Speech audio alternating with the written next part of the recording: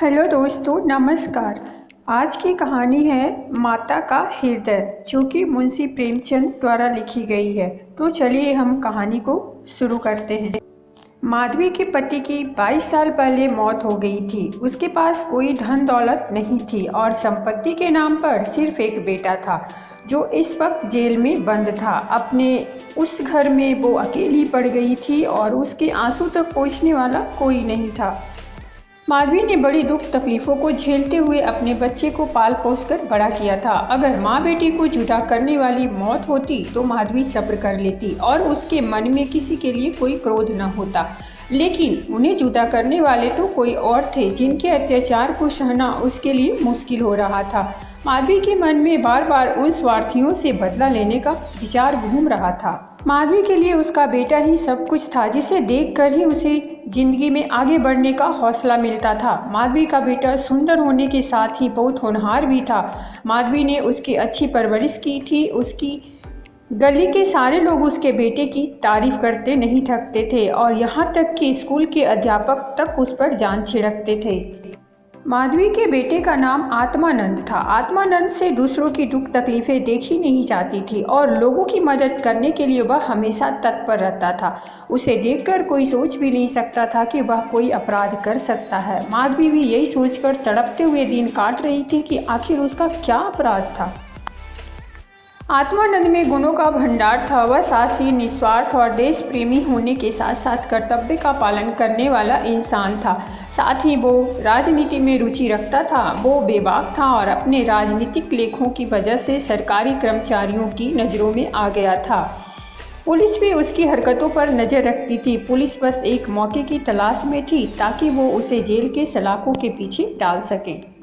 जिले में पड़े एक डाके ने उन सभी लोगों को आत्मानंद को फंसाने का अवसर दे दिया जो उसे पसंद नहीं करते थे। डाके से तार जुड़े होने का हवाला देकर आत्मानंद के घर की तलाशी ली गई, जहां मिले कुछ पत्रों व लेखों को डाके का मुख्य कारण बताते हुए उसे गिरफ्तार कर लिया गया। अपने आरोपों को सिद्ध करने के लिए पुलिस ने कुछ और युवकों को भी गिरफ्तार कर लिया और आत्मानंद को गिरोह का मुखिया करार दे दिया, जिसके बाद महीने भर तक मुकदमा चला और न जाने कहां से पुलिस ने ऐसे झूठे गवाह सामने लाकर खड़े कर दिए कि कोर्ट ने आत्मानंद समेत सभी युवकों को दोषी करार दे दिया और 4 साल के कठोर कारावास की सज़ा सुना दी। बेटी की हर सुनवाई में जा रही माधवी ने देखा कि इंसान का चरित्र कितना नीच हो सकता है और वह अपने स्वार्थ के लिए किसी को भी हानि पहुंचाने से नहीं चूकता। अपने बेटे को हथकड़ियों में पुलिस द्वारा ले जाते देख माधवी वही बेहोश होकर गिर गई, जिसके बाद कुछ भले लोगों ने उसे टांगे पर बैठाकर घर तक पहुंचाया। माधवी को जब होश आया तो उसे पूरा वाकया याद आया। अपने इकलौते सहारे से दूर होने का गम उसे खाए जा रहे थे, जो उसे एक पल भी चैन की सांस तक लेने नहीं दे रहा था। कोई रास्ता न सूझने पर माधवी ने अपनी वेदना को ही प्रतिशोध में बदलने का फैसला लिया और उसके बेटे की यह दुर्दशा करने वालों से बदला लेना ही अपने जीवन का मकसद बना लिया। माधवी के मन में भी प्रतिशोध की ज्वाला धधक रही थी। वह बस यही सोच रही थी कि ऐसा क्या करेगी जिससे उन अत्याचारियों से बदला लिया जा सके। देर रात तक माधवी सोचती रही कि विधवा जीवन जीते 22 साल बीत गए, लेकिन अब उसे बाहर निकलना होगा। अपने अंतर्मन से माधवी कहने लगी कि इस दुनिया में अच्छे कर्मों की कोई जगह नहीं और हो सकता है कि ईश्वर ने भी निराश होकर हमसे मुंह फेर लिया हो। तो ऐसे में उन अत्याचारियों को दंडित करने के लिए उसे ही कदम उठाना होगा। शाम का वक्त था। लखनऊ में एक बड़ा सा बंगला झिलमिलाती लाइटों से सजा था, जहां दोस्तों की महफिल सजी थी और गाना बजाना हो रहा था। एक ओर मेज आतिशबाजियों से सजी थी तो दूसरी ओर तरह तरह के पकवान रखे थे। बंगले के चारों ओर पुलिसकर्मी तैनात थे, क्योंकि वह बंगला पुलिस सुपरिटेंडेंट मिस्टर बागची का था। बागची ने एक बड़ा मार्के का केस जीता था, जिससे खुश होकर अफसरों ने उन्हें तरक्की दी थी, जिसकी खुशी में जश्न मनाया जा रहा था। मार्के का केस, जिसमें पुलिस बेगुनाह युवकों को झूठे केस में फंसाकर जेल में भर देती थी। यहाँ आए दिन उत्सव होते ही रहते थे। महफिल में रौनक बढ़ाने के लिए मुफ्त में गाने बजाने वाले आतिशबाजियाँ और आधे दामों पर मिठाइयाँ व फल फूल उन्हें आसानी से मिल जाते थे। दौड़ धूप करने के लिए सिपाहियों की एक टुकड़ी हर वक्त उनके घर पर तैनात रहती थी। महफिल में गाने बजाने का कार्यक्रम समाप्त होने के बाद मेहमान अब भोजन करने लगे। दुकान से दावत का सामान ढोने वाले मजदूर उन्हें कोसते हुए वहां से चले गए थे।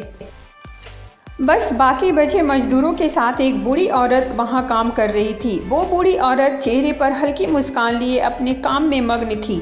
वह महिला और कोई नहीं बल्कि माधवी थी, जो बदला लेने के लिए मजदूर बनकर काम कर रही थी। महफिल खत्म होते होते सभी मेहमान जा चुके थे। इक्के दुक्के मजदूर बचा हुआ खाना समेट रहे थे। माधवी एक कोने में चुपचाप बैठी हुई एकटक सभी को देखे जा रही थी। सहसा मिस्टर बागची की नज़र माधवी पर पड़ी तो वो उसके पास पहुँचे और बोले, तुम अब तक यहाँ क्या कर रही हो? कुछ खाने के लिए मिला या नहीं?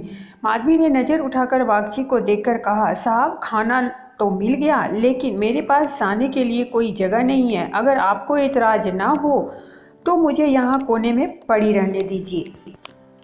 माधवी की बात सुनकर बागची ने कहा, नौकरी कर लेगी बंगले में? बच्चे को पालना आता है क्या? बागची की बात सुनकर माधवी ने तपाक से कहा, जी साहब, बच्चों को अच्छे से खिलाना जानती हूँ। इसके अलावा घर के छोटे बड़े सभी काम कर सकती हूँ। बस मुझे एक मौका दे दीजिए। माधवी की ओर ध्यान से देखते हुए बागची ने कहा, ठीक है, तुम आज से ही काम शुरू कर दो। माधवी को बागची के बंगले में काम करते हुए 1 महीने से अधिक हो गया था। माधवी अपने काम में इतनी निपुण थी कि उससे पूरा घर खुश था। बागची की पत्नी का स्वभाव चिड़चिड़ा था और वह आलस व अपनी खराब सेहत के चलते दिन भर बिस्तर पर या सोफे पर पड़ी रहती और नौकरों पर चिल्लाती रहती। बागची और उनकी पत्नी को इससे पहले भी कई बच्चे हो चुके थे, लेकिन अज्ञात कारणों से उनका एक भी बच्चा कुछ महीनों या फिर साल भर से ज़्यादा जीवित नहीं बच पाता था। इसीलिए इस बच्चे पर दोनों माँ बाप की जैसे जान बरसती थी। पढ़े लिखे होने के बावजूद दोनों अपने बच्चे की सुरक्षा के लिए टोना टोटका व जंतर मंतर अपनाने से भी परहेज न करते थे। बच्चा माधवी के पास ही ज़्यादा समय बिताता, इस वजह से वो माधवी से काफ़ी ज़्यादा घुल मिल गया था। अगर माधवी कुछ देर के लिए भी उसकी नज़रों से दूर हो जाती तो बच्चा ज़ोर ज़ोर से रोने लगता। बच्चा माधवी को ही अपनी माँ समझता और वह साथ खेलती तो ही खेलता, वह दूध पिलाती तो ही पीता और वह सुलाती तो ही उसे नींद आती। अपने पिता को तो बच्चा जैसे कोई अजनबी समझता और माँ उस पर ध्यान नहीं देती थी। माधवी को लगा था कि बड़े घर में काम करने से तनख्वाह अच्छी खासी मिल जाएगी, जिससे महीने का खर्च पूरा हो जाएगा। लेकिन यहाँ तो नौकरों से हर एक पैसे का हिसाब लिया जाता। एक दिन बच्चे को गोद में उठाए माधवी ने मालकिन से कहा कि बच्चे के लिए कोई खिलौना गाड़ी मंगवा देती तो अच्छा होता।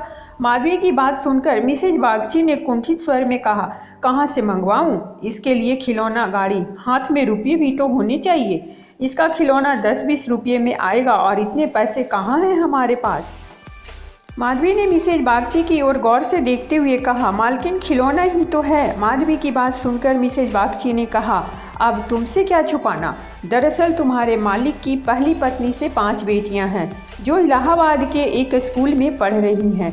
5 कुंवारी हैं और उनकी पढ़ाई लिखाई और दूसरे खर्चों में इनका आधा वेतन चला जाता है। ऊपर से लड़कियों की शादी करवाने के लिए कम से कम 25,000 रुपये लगेंगे। अब कहाँ से लाएं इतने पैसे? मिसेज बागची की बातें सुनकर माधवी बोल पड़ी, मालिक को घूस भी तो मिलती होगी ना? माधवी यह कहकर चुप हो गई। मिसेज बागची ने गहरी सांस भरते हुए कहा, ऐसी कमाई में बिल्कुल बरकत नहीं होती। काली कमाई का पैसा एक हाथ आता है तो दूसरे हाथ चला जाता है। जैसे जैसे दिन बीतते जा रहे थे, माधवी के मन में उस बच्चे के लिए स्नेह और भी बढ़ता जा रहा था। कभी कभी बदला लेने की बात याद आती तो वह क्रोध से भर जाती और फिर बच्चे को देखकर शांत हो जाती। वहाँ रहते हुए माधवी मिस्टर बागची के परिवार की स्थिति से वाकिफ हो गई थी। कई बार तो वह अपना दर्द भूलकर उनके परिवार के लिए चिंतित हो जाती और उसका मन दया से भर जाता। माधवी सोचती रहती, मालिक आखिर 5 बेटियों की शादी कैसे कराएंगे? ऊपर से पत्नी बीमार रहती है और बच्चा छोटा है। जरूर उनके परिवार पर अभिशाप है, वरना इतना सब होने के बावजूद कौन दुखी रहता है? कमज़ोर बच्चों के लिए बरसात तो बीमारियां लेकर आती है। बरसात में उन्हें अक्सर खांसी, जुकाम और बुखार घेर लेता है। ऐसे ही बरसात में माधवी एक दिन किसी काम से अपने घर चली गई। पीछे से बच्चे ने रो रो कर पूरा घर सिर पर उठा लिया। कुछ देर गोद में उठाने के बाद मिसेज बागची ने एक नौकर को उसे टहलाने के लिए सौंप दिया।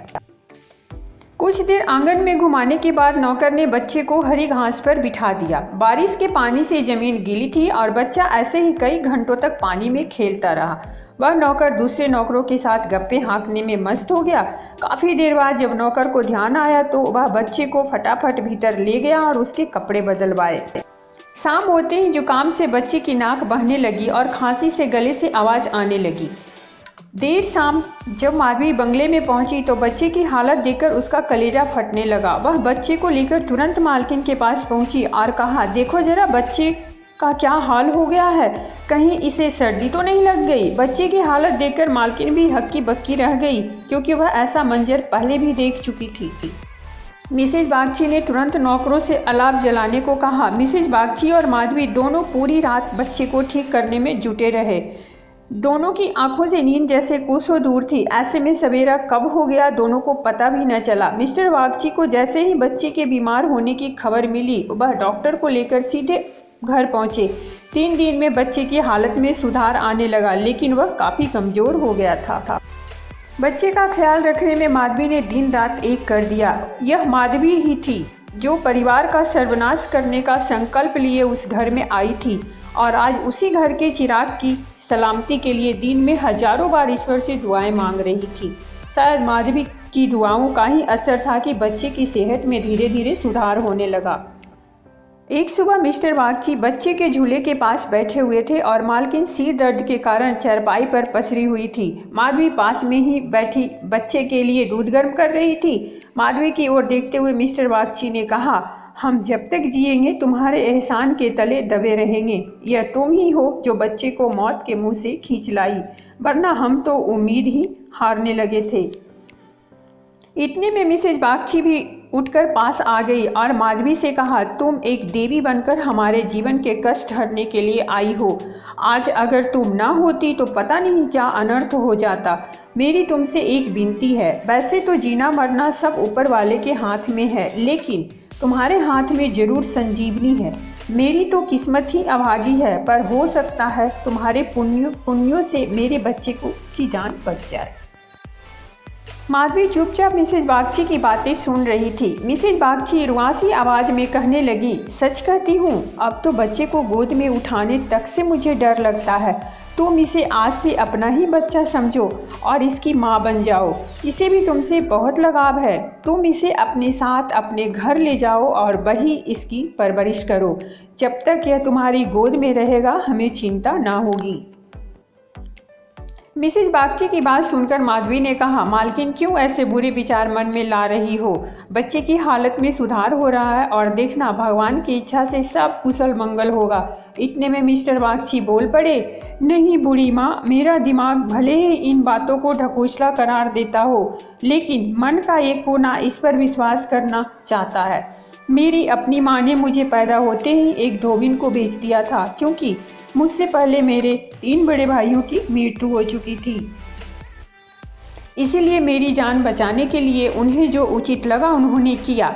अब बारी हमारी है, हमसे जो बन पड़ेगा हम करेंगे। तुम इसे आज से अपना ही बेटा मानो और इसे साथ ले जाओ।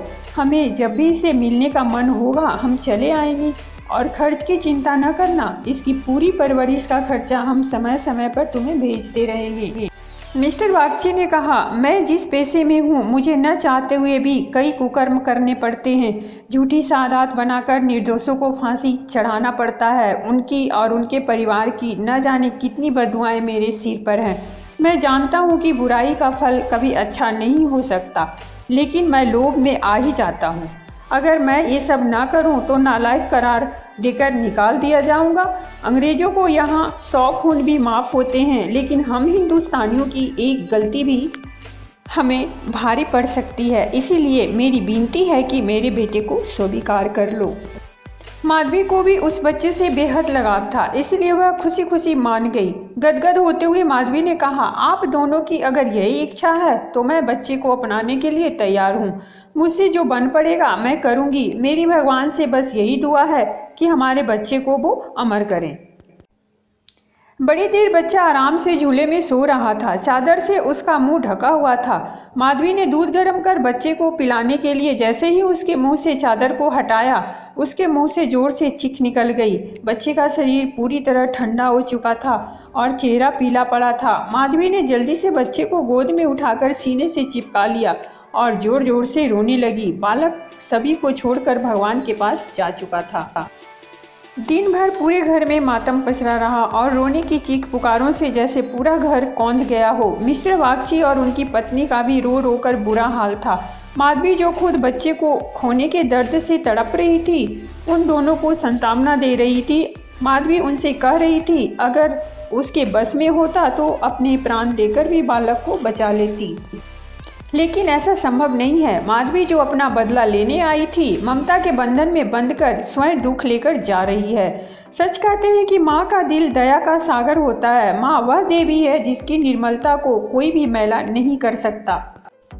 तो दोस्तों, इस कहानी से हमें यही सीख मिलती है कि माँ की ममता का पूरी दुनिया में कोई मोल नहीं। माँ अपने बच्चों की तड़प नहीं देख सकती और बच्चे की ममता के आगे वह अपना सारा क्रोध भूल जाती है। वही यह कहानी यह सीख भी देती है कि इंसान को कभी लालच नहीं करना चाहिए और न ही किसी को दुख देना चाहिए। तो दोस्तों, ये थी हमारी आज की कहानी। अगर आपको कहानी पसंद आई हो तो चैनल को सब्सक्राइब कीजिए, वीडियो को लाइक और शेयर ज़रूर कीजिए। कहानी सुनने के लिए बहुत बहुत धन्यवाद। तो मिलते हैं हम अगली वीडियो में एक नई कहानी के साथ।